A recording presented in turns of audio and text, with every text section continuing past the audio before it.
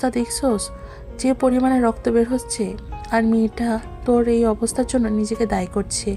এমন প্রেশার দিলে পরে যদি আত্মহত্যা করে বসে। দেখ, উল্টা উল্টা কথা বলিস না।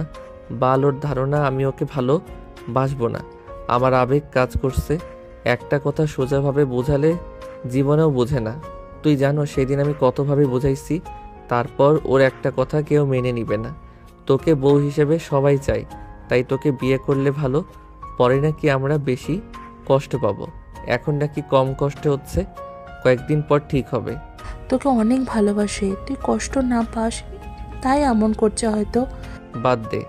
তুলি চলে গেল। আয়ান গেম খেলতে লাগলো। 10টার দিকে সবার সাথে খাবার খেয়ে আয়ান তুলি একসাথে রুমে চলে গেল। নদীর আম্মু নদীকে বলল, আয়ান আয়ান তো তুলিকে ছাড়া কিচ্ছু বোঝে না। নদী ও তোকে কখনোই মেনে নেবে না। ওই আমাকে অনেক